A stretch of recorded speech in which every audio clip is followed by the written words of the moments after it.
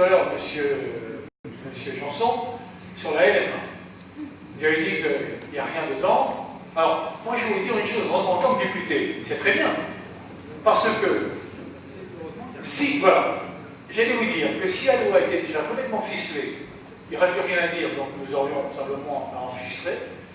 Vous rappelez simplement que le fonctionnement de l'Assemblée a nettement évolué depuis quelques mois, puisqu'en fait, ce n'est plus le ministre, ce n'est plus le gouvernement qui fait le projet de loi, c'est la commission en charge, notamment Affaires économiques et développement durable, qui sera en fait l'élément essentiel. Et vous avez raison de rappeler que dedans, il y a des groupements professionnels qui seront, je dirais, initiés, et je pense que l'office du lait que vous souhaitez mettre en œuvre est une bonne solution. Et je dis qu'il faut que vous ayez aussi une masse critique. Vous avez dit, je crois, monsieur, qu'il fallait 100% des producteurs. Si j'ai bien compris au Canada, ce sont 100% des producteurs qui sont dans l'office du lait. Donc, à vous peut-être aussi, alors à nous de prendre nos responsabilités en tant que politique, et à ce moment-là, c'est à vous aussi de nous dire ce que vous souhaitez sur le cadre réglementaire pour que nous puissions, nous, apporter les réponses qui sont celles que vous avez. On va laisser nos amis canadiens répondre à votre question.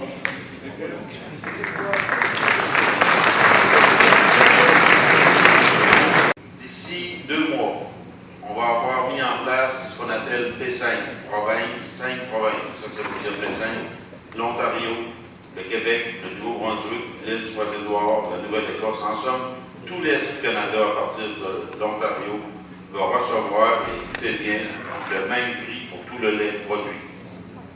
On a conclu une entente. Il y a seulement, écoutez bien, il y a seulement 600 producteurs dans les 3 provinces maritimes. L'île du Trois-Édouards, Nouveau-Brunswick et Nouvelle-Écosse. Et ces producteurs-là se sentaient vraiment isolés. Ils ont dit qu'il faut absolument qu'on se greffe avec les 2 grosses provinces, qui est Québec et Ontario. Et à nos 5 provinces, on fait 80% du lait du Canada. Et ils ont cru bon.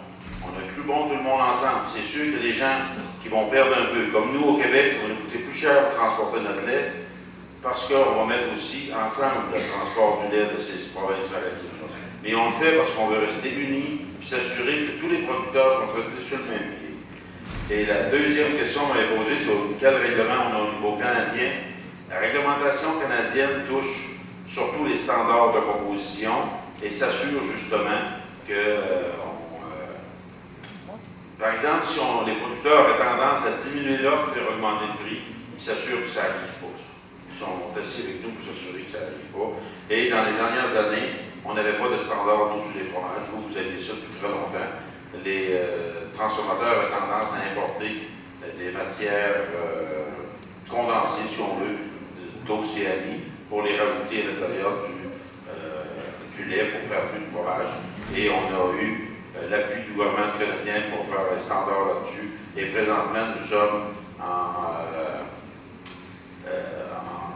un programme qu'on avait vu aussi pour le nouveau. Ça ne veut pas dire que ce n'est pas contesté.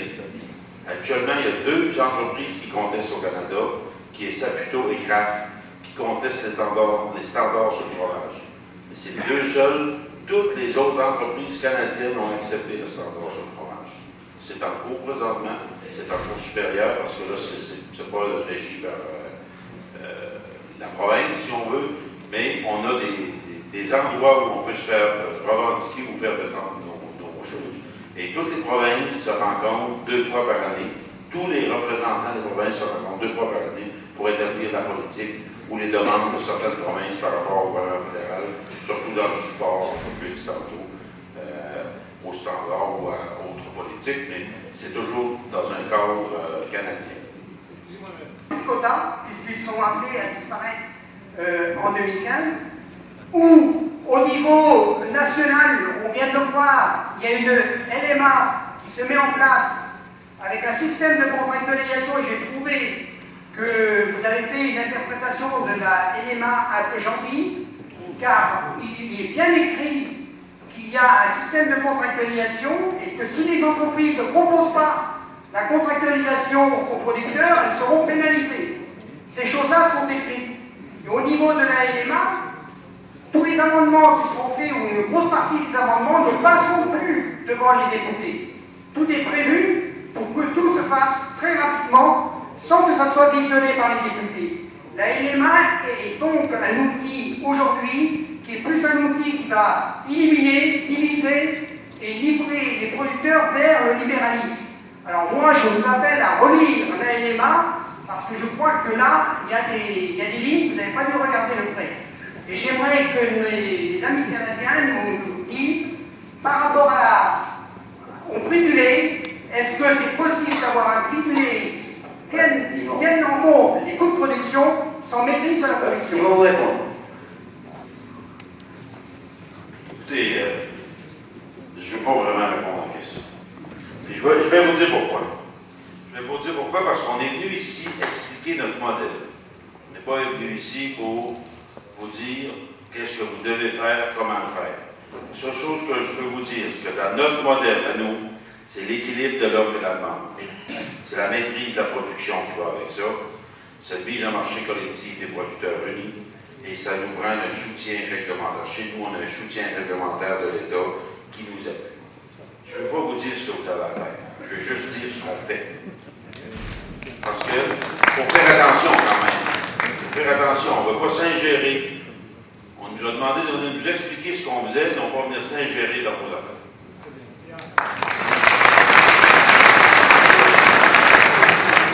Juste par rapport à votre remarque, moi je suis d'accord avec vous, mais il ne faut pas être non plus pessimiste qu'il ne faut. L'ANMA aurait pu être bien pire que ça. Et on ne peut pas nous reprocher à nous de ne pas faire le nécessaire pour modifier les choses. C'est ça. C'est sûr que si on m'avait dit, moi, il y a 6 mois, que j'allais m'intéresser à une loi de modernisation agricole, j'aurais dit, bon. Mais le fait est là, il y a quand même des ouvertures. Quand on dit qu'il n'y a pas grand-chose, c'est, à mon avis, pour moi, c'est inquiétant parce que ça veut dire que je me pose la question sur qu'est-ce qu'ont fait les gens avant. C'est vide. Mais ça a un gros avantage aussi, c'est que quand c'est vide, il n'y a qu'à remplir. Et à nous de prouver qu'on est capable de remplir et qu'on est assez puissant, j'allais dire, pour imposer ce qu'on veut y mettre dedans. Par rapport à la remarque concernant les députés et le fait qu'il n'y a pas de débat ou de discussion autour, si vous allez sur le site de l'Assemblée nationale ou le site du Sénat, vous pouvez quand même constater qu'il y a des commissions qui travaillent et qu'il y a effectivement des remontées par nos élus sur nos propositions. Mais, ceci dit, il faut rester dans l'idée, comme disait Mano, c'est qu'il faut qu'on soit écouté. C'est-à-dire qu'il ne faut pas qu'il y ait qu'un son de cloche qui soit écouté. Comme ça a été le cas jusqu'aujourd'hui, et que maintenant, dire que nos propositions soient réellement écoutées et réellement mises sur la table et discutées. Et juste le détail que je voudrais rajouter par rapport à ces propos, c'est qu'il faut nous écouter, mais vite, vite. Parce que tous les jours, enfin pas tous les jours, mais il y a des gens qui n'ont qu'une idée, c'est arrêter la production laitière, ou qui arrêtent, ou qui se suicident, mais ça, la réalité du terrain, c'est ça, quoi. Donc on n'a pas le temps d'y aller par de la diplomatie et tout ce qui s'ensuit. Ce qu'il faut, c'est nous écouter et vite. Parce que d'abord, ça va jouer sur la sécurité alimentaire. Vous savez, moi j'ai été associé avec mon frère, on faisait du lait ensemble, donc je m'associe avec mon associé. Mais le jour où un producteur de lait arrête le lait, mais il ne veut plus y refoutre les pieds, mais vous ne pouvez pas savoir comment. Ça, mon frère, vous allez pouvoir le tirer avec un semi-remorque, jamais il retirera du lait. Et quelqu'un qui arrête, un éleveur qui arrête, c'est fini, quoi. Et alors après, quand on viendra nous dire « Ouais, vous nous emmerdez avec vos élevages de 1000 vaches et de 2000 vaches », pourquoi ne pas agir en préventif? C'est le message que l'API essaye de faire passer à tout le monde, quoi. C'est ça le message. Voilà.